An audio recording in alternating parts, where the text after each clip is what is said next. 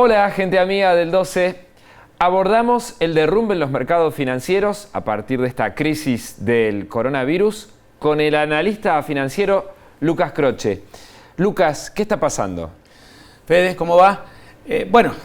Vos hiciste una introducción breve pero muy concreta. El coronavirus, esta enfermedad que ha tomado por asalto a la humanidad, ha disparado una ola de ventas de activos financieros que en la práctica la gente la puede ver en términos de caídas muy bruscas en las cotizaciones de los activos financieros, incluidos aquellos que podían ser considerados como refugio de valor, como puede ser el caso del oro. Se desploma todo. Se desplomó todo. Hay momentos puntuales, días, donde hay rebotes en algunos instrumentos.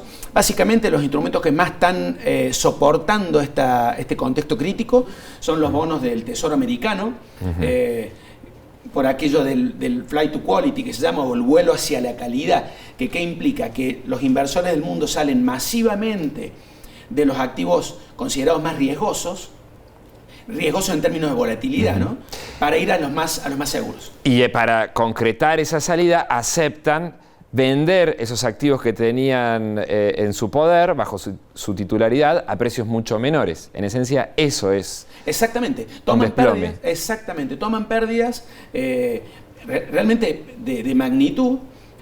Mercados que venían, y esto no es un dato menor, venían en un rally francamente muy fuerte desde la crisis del 2008-2009. De aquella época a hoy, un auge hubo en los mercados, decía todo para arriba. Exacto, porque los bancos centrales del mundo, de manera más o menos coordinada, pero con un énfasis muy importante, habían decidido inyectar liquidez en los mercados. Esto hizo que las valuaciones bursátiles subieran de manera inédita, hasta que en algún momento esto podía revertirse con alguna excusa más o menos importante, y vaya si la fue el coronavirus, ¿no?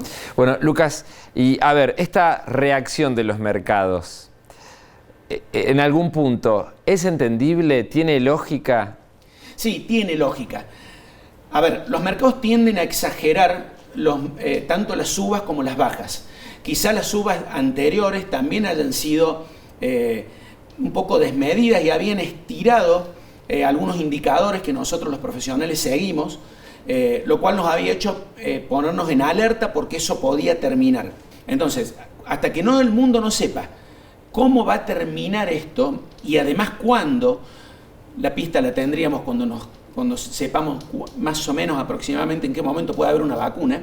Y bueno, los mercados están trabajando en modo incertidumbre, digamos, ¿no? Que es el peor escenario para cualquier mercado. Una reacción muy común frente a estas noticias de gente ajena al mundo financiero es, bueno, ¿y a mí qué? ¿Qué vínculo puede haber entre el desastre que está ocurriendo en las bolsas, en Nueva York, en Londres, en Sao Paulo, en Buenos Aires, en todos lados, y mi realidad?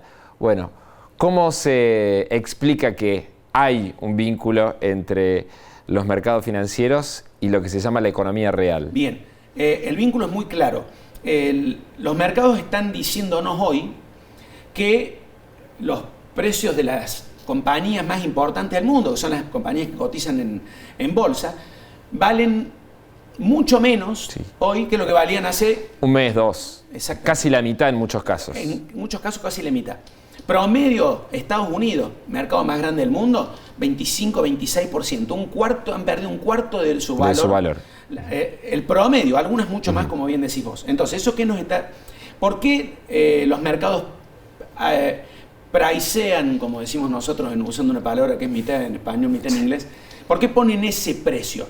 Porque están creyendo que dentro de unos meses la crisis ocasional por el coronavirus va a hacer que esas empresas facturen mucho menos, vendan mucho menos, ganen mucho menos dinero.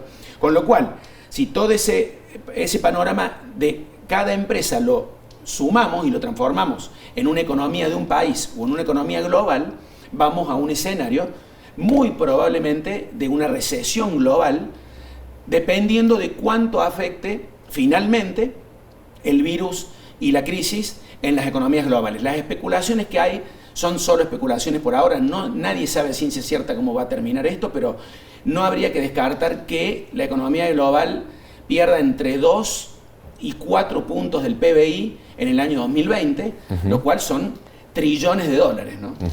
Menos, a disposición del conjunto de los habitantes del planeta. Exacto, sin contar que si vamos a una cuarentena consumimos menos, sin contar que los viajes están parados, sin contar que un montón de cosas más. ¿Recesiones de esta magnitud ha habido? ¿Son frecuentes? ¿Con qué frecuencia se dan? Bueno, de esta magnitud, crisis hay de tanto en tanto. La última la nombramos hace un rato, la del 2008-2009. Esto es solo comparable con esa, con aquella famosa crisis. Sí, y en el medio no ha habido nada tan terrible. No, pero te diría que en algún punto es peor.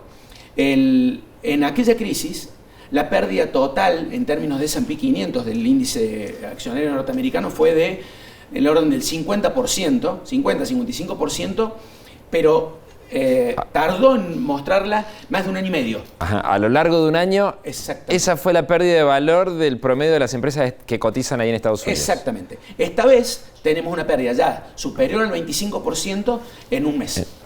En menos de un mes incluso. Así que la proyección es inquietante. Es inquietante siempre y cuando este ritmo se prolongara, lo cual no necesariamente tiene que ser así. En conclusión, Lucas, podemos decir que lo que está pasando en los mercados tiene relación y tiene un impacto necesariamente negativo en la vida cotidiana material de los ciudadanos de a pie. Absolutamente, y más en Argentina, donde ya de por sí la economía, como todos sabemos, venía muy golpeada.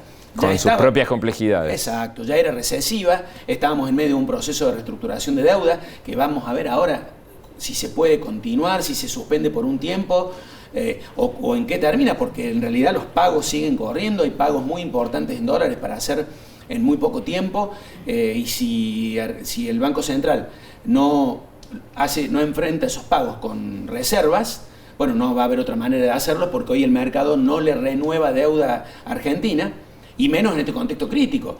Entonces, la verdad que, bueno, creo que en Argentina lo vamos a sentir muy particularmente.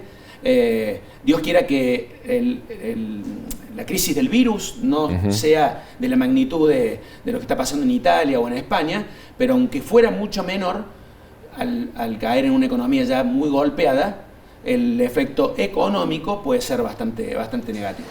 Lucas Croce, un gusto, muchas gracias. A ustedes. El analista financiero que nos ayuda a entender estos tiempos turbulentos también en el terreno financiero. Hasta la próxima.